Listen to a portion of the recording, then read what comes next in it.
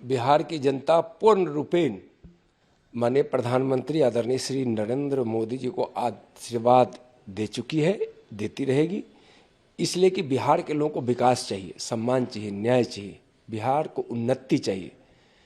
और 15 वर्षों के इतिहास को बिहार देख चुका है कि आरजेडी का इतिहास क्या रहा है। 17 महीनों में तेजस्वी जी उप मुख्यमंत्री रहते हुए क्या क्या किए हैं, किस प्रकार का तांडव हुआ है, वही बिहार की जनता देखी है। तो जन आशीर्वाद यात्रा पर निकले हैं, उससे उनको कोई लाभ मिलने वाला नहीं है। जनता पूरी तरह से नरेंद्र मोदी जी के साथ है, इंडिया और भाजपा के साथ है। जिस तरीके से तेजस्वी यादव ने कहा है कि माई के साथ बाप की भी आरजेडी हो गई है पार्टी, तो उसको लेकर क्या कहेंगे? देखिए, उनके कहने से कुछ नहीं होगा। वो लोग तुष्टिकरण करने वाले लोग हैं, धर्म और जाति की राजनीति करने वाले लोग हैं। लेकिन भारतीय जनता पार्टी अपने माननीय प्रधानमंत्री जी का जो संकल्प है उस आधार पर चलती है।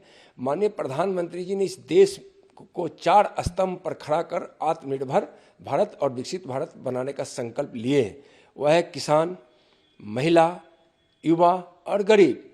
जब यह 4 स्तंभ देखते हैं तो उसमें इस देश के 140 करोड़ लोग समाहित होते हैं। तो किसी को कुछ कहने से नहीं होता है। प्रधानमंत्री जी का जो दूरदृष्टिकोण है और पक्का इरादा है कि हम भारत को विकसित बनाएंगे, भारत से गरीबी मिटाएंगे, नौजवानों को रोजगार देंगे, महिलाओं को भी हम आत्मनिर्भर बनाएंगे और हर क्षेत्र को हम विकसित कर भारत को विश्वगुरु बनाएंगे। उस संकल्प के साथ माननीय प्रधानमंत्री जी के नेतृत्व में यह देश आगे बढ़ रहा है। किसी के कुछ कहने से नहीं। लोकतंत्र है, ठीक है, लोग को कार्यक्रम करने का अधिकार है, लेकिन जनता बिल्कुल समझ चुकी है कि लोग परिवार की राजनीति करने वाले लोग, घोटालों और भ्रष्टाचार के आधार पर राजनीति करने वाले लोग, लोगों को ठगने वाले लोग, गरीबों को धोखा देने वाले लोग, ऐसे लोगों से जनता सावधान हो चुकी है और सभी माननीय प्रधानमंत्री आदरणीय नरेंद्र मोदी जी के साथ है। पश्चिम बंगाल में जिस तरीके से संदेश खाली में जो घटना घटी उसको लेकर के देखिए, संदेश खाली में बहुत ही अत्याचार हुआ है और ममता बनर्जी जी सब जानते हुए भी रोकने की प्रयास नहीं करती है। ममता जी के निर्ममता का वह बड़ा उदाहरण है। सब लोग जानते हैं कि वह शेख और उनके शागिर्द किस प्रकार से माँ बहनों के साथ अत्याचार करता है।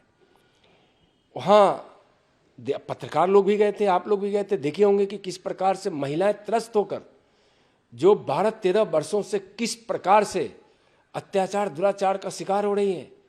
पति के सामने में पत्नी को उठाकर ले जा रहा है, बाप के सामने में बेटी को उठाकर ले जा रहा है, भाई के सामने में बहन को उठाकर ले जा रहा है, 2 दिन 4 दिन तक रखता है और उसके बाद वापस करता है।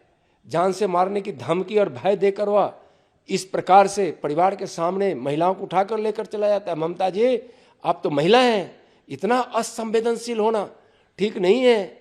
और आप वोट की राजनीति के कारण तुष्टीकरण के तहत आप इस तरह की नीति अपनाकर वहाँ महिलाओं पर अत्याचार करवा रहे हैं।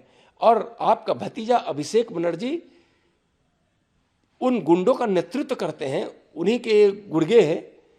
तो क्या है इतना अत्याचार अनाचार? यह व्यवस्था राज्यों के विषय में आता है। राज्य को पश्चिम बंगाल में जो महिलाओं के साथ अत्याचार हो रहा है, ममता बनर्जी को देखना चाहिए। और मैं कहता हूं कि यह घोर पाप और घोर अन्याय है। ममता जी, यह बर्दाश्त से बाहर हो रही है महिलाओं के लिए और बिहार पूरे लिए। यह बहुत अन्यायपूर्ण काम है, इसको आप रोकिए और कार्रवाई कीजिए। अखिलेश यादव ने कहा कि कांग्रेस के साथ सीट बंटवारे का समझौते जब तक अंतिम रूप नहीं लेगा तब तक हम राहुल गांधी के न्याय यात्रा में शामिल नहीं। देखिए, जहाँ भी स्वार्थ के लिए गठबंधन होता है, जहाँ परिवारवाद हो, जहाँ तुष्टीकरणवाद हो, जहाँ घोटालों और भ्रष्टाचार की बुनियाद पर राजनीति करने की जिसकी प्रवृत्ति हो, जहाँ स्वार्थ ही स्वार्थ हो, वहाँ टकराहट होगी ही। यह उनका विषय है। फिर भी जो दिखाई पड़ता है और जो इन लोगों का जो इतिहास है और आगे गठबंधन करने की जो मानसा है, इससे स्पष्ट है कि इन लोगों की बुनियाद में भ्रष्टाचार, घोटाला है, तुष्टीकरण है और इन लोगों को विकास से मतलब नहीं है।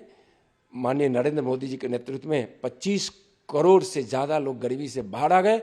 गरीब भी देख रहे हैं, देश की जनता भी देख रहे हैं, विकास हो रहा है, 2047 तक विकसित भारत बनाने का प्रधानमंत्री जी का संकल्प है। 2047 में प्रति व्यक्ति आय दुनिया में सबसे ज़्यादा भारत का हो, यह प्रधानमंत्री जी का संकल्प है। और उस ओर जिस तेजी से बढ़ रहे हैं, पूरा विश्वास है 2047 तक भारत विकसित बनेगा।